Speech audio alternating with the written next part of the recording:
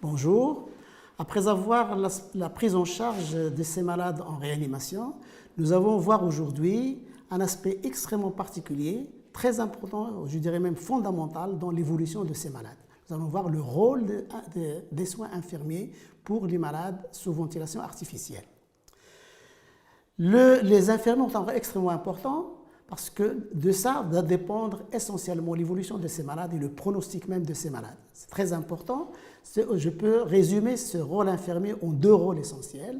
D'une part, les soins infirmiers, que je reviendrai tout à l'heure sur ces soins infirmiers, et d'autre part, un élément aussi important, qui est celui de la surveillance des paramètres vitaux, mais aussi la surveillance des paramètres de la ventilation, les alarmes aussi, c'est un élément important, l'interface et les circuits du respirateur, et bien sûr la surveillance cliniquement du malade.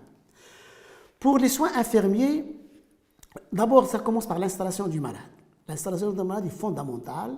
Le malade doit être surélevé à 30 degrés si l'état hémodynamique le permet. Ceci permettra une ventilation optimale et aussi limiter le reflux gastrique. Ça permet, et élément important aussi, la tête ne doit pas être ni en hyperflexion ni en hyperextension, elle doit être en position neutre. Après l'installation, on va commencer par les soins oculaires. Les soins oculaires sont fondamentaux parce qu'ils vont prévenir l'assèchement et les ulcérations de la cornée. Il faut un nettoyage régulier, au moins 3 fois par jour, par du sérum physiologique, un antiseptique ophtalmique. Et pour les malades sédatés, pour les malades curarisés, il faut absolument un pansement pour fermer les yeux. Donc ceci est fondamental parce qu'il va prévenir l'assèchement et l'ulcération de la cornée de ces malades. Les soins des fosses nasales, c'est important, il faut aspirer ces sécrétions au moins une fois par jour avec du sérum physiologique. Il faut surveiller la quantité de ces sécrétions, mais aussi l'aspect de sécrétions qui va motiver bien sûr l'avenir, voire les prélèvements. La sonde nasogastrique est fondamentale à surveiller, la bonne position, sa fixation, sa perméabilité. Et je souligne que la fixation doit être changée tous les jours. Les soins de bouche. Les soins de bouche fondamentaux, parce qu'en général, c'est la bouche qui infecte le poumon, est extrêmement important. Les soins de bouche doivent être faits au moins 3 fois par jour avec du sérum physiologique. Il faut limiter l'utilisation des antiseptiques au niveau des soins de bouche. Il faut aussi aspirer le fond de bouche parce que c'est là où les sécrétions s'accumulent, s'infectent et infiltrent le poumon. La sonde d'intubation, il y a une attention particulière aux sondes d'intubation, notamment sa position, il doit être dans la trachée, il faut éviter l'intubation sélective, et aussi, bien sûr, la position de la sonde, et donc la pression du ballonnet. Il ne faut pas avoir une surpression ni une sous-pression qui entraîne des fuites. Et surtout, changer la fixation de la sonde d'intubation tous les jours, et bien sûr, peut-être consolider la fixation avec une bande de gaz. L'aspiration trachéale est un moment extrêmement important parce qu'il va permettre, bien sûr, de dégager les sécrétions, d'assurer une meilleure ventilation.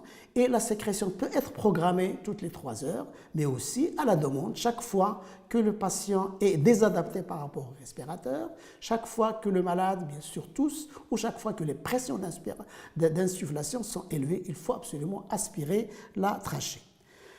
Il faut surveiller la qualité de ces sécrétions, mais aussi éviter les sécrétions épaisses qui risqueraient d'entraîner des bouchons et des états d'extasie, mais aussi cette aspiration doit être programmée au moins toutes les 3 heures. 3 moyens pour effectuer ces aspirations bronchiques. D'abord, on peut aspirer avec un système ouvert, ça nécessite à déconnecter le patient, ça risque d'être dangereux parce qu'on met la trachée en communication avec l'environnement. Le deuxième moyen, c'est d'assurer une aspiration à système intermédiaire qui permettrait d'envoyer la sonde par le trou au niveau de tube en T et qui permettra d'assurer la ventilation et entraînerait moins de fuite de gaz expiré. Et enfin, l'aspiration avec un système clos, qui permettra de ne pas débrancher le malade, d'assurer une ventilation et donc moins de contamination, pas du tout de contamination de l'environnement.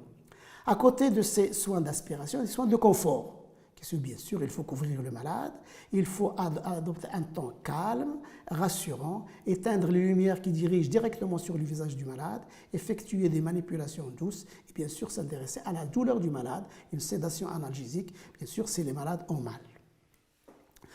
Pour la surveillance doit être clinique mais aussi instrumentale. Clinique, il faut surveiller le tégument de ces malades, observer les mouvements respiratoires, doit être symétrique, l'état de conscience, moyennant un score de surveillance, notamment le score de Ramsay, et bien sûr les paramètres vitaux.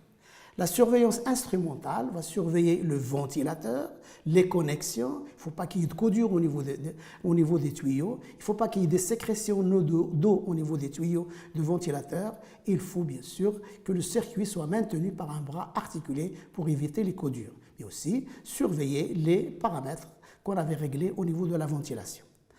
En conclusion, les messages forts, le rôle des infirmiers en réanimation est fondamental.